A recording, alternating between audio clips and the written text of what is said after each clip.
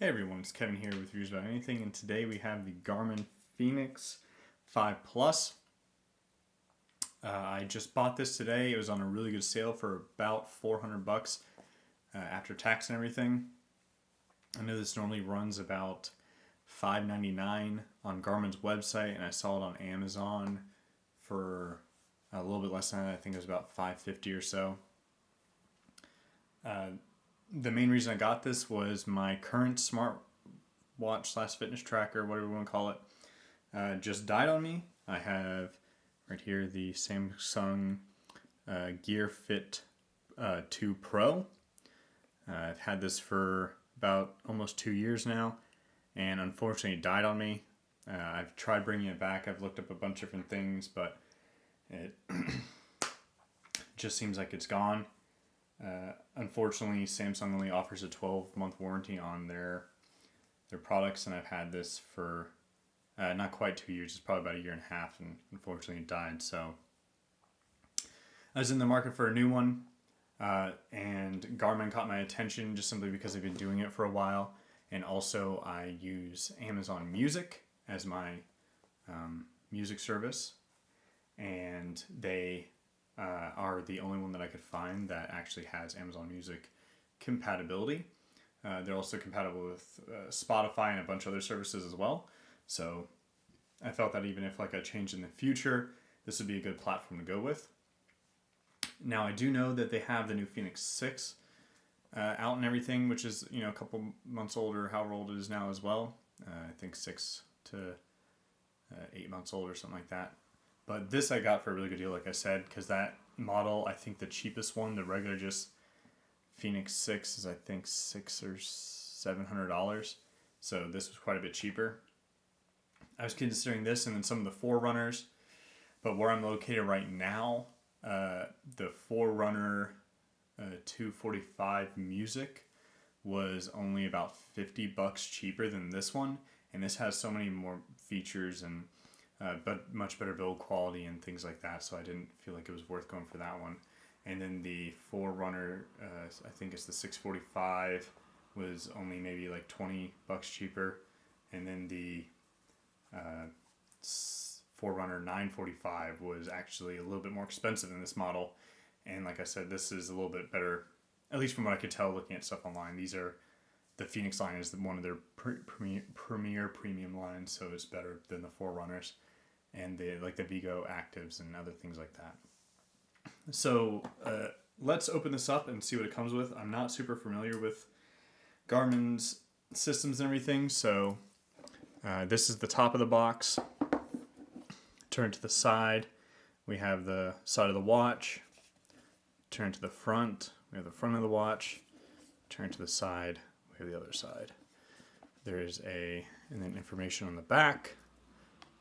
It says it holds 500 songs, 47 millimeters, 87 grams, 19 hours with GPS, 12 days in just regular watch mode, GPS, bunch of other stuff, heart rate, Garmin Pay, which isn't really a big deal to me, but let's crack the seal. That's right here.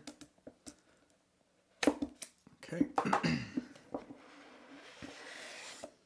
So when you open it, looks like you're presented with the watch. It has a protective film on it with a little GPS map right here. And they're using some nice closed cell style foam to hold the watch right here. That's nice. Silicone band as well. Pretty flexible. Metal clasp. This top ring here is also metal as well, which is nice. And then you got your metal clasp that matches your front metal ring. The buttons look like they're metal as well. The back plate is metal. And I think this inner body part, yeah, it's plastic. So let's put that aside for a second. See what comes in our accessory box here. We have the proprietary 4-pin to USB Garmin cable here. And then we have 2 rather thick pamphlets that will be set aside for now. So let's get a look at this cable real quick. See what this is like.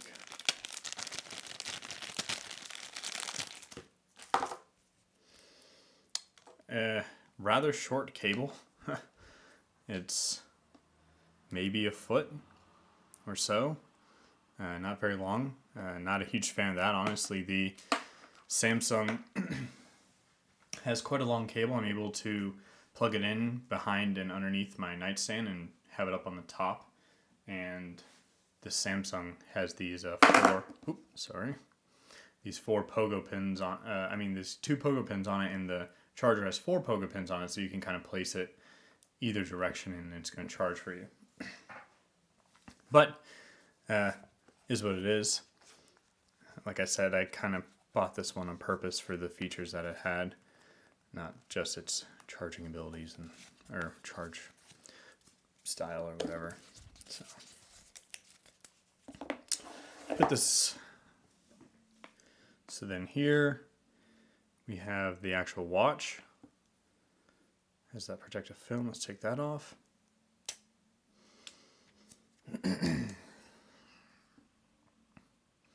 Feels nice.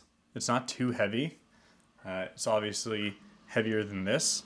I have a different band for this, so the band that came with this one broke. That's another downside of this unit here. It's kind of like one of these over mold silicone ones that I just found on Amazon for pretty cheap.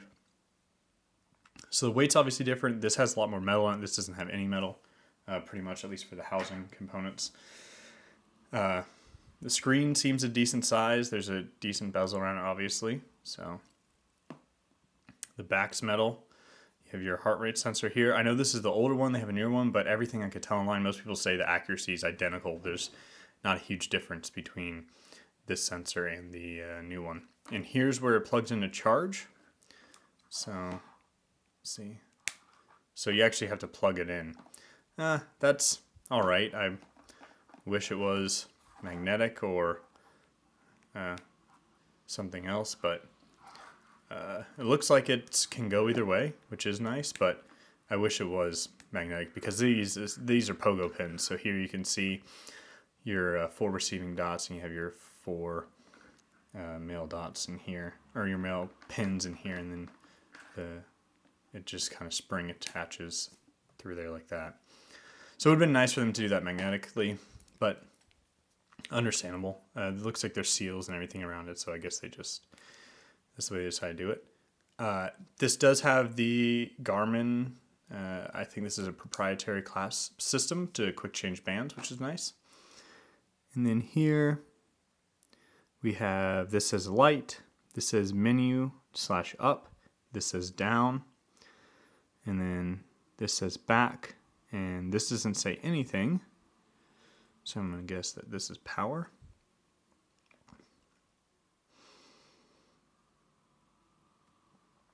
Or I could be wrong. Or it might be completely dead as well. So, yeah, I think it might be just dead. So, holding each of the buttons to see if it'll turn on. Like I said, this is my first Garmin watch. I'm not super familiar with it, but yeah, I guess the battery's dead. So I'm gonna let it charge, and I'm gonna use it for a bit, and then after that, I'll give my first impressions, or I guess initial impressions and everything, to let you know what I think about it and if it was worth the money, obviously. So yeah, if you guys have any questions or would like, or would want me to maybe do a better comparison against this one. Obviously, like I said, this is dead, but I still was very familiar with it. I used it on a daily basis when going for runs and exercising and stuff like that. So I remember how this functions, and I can compare it to that. So if you guys want me to do that, just let me know in the comments below. Like the video, subscribe. I'll see you guys in the next one.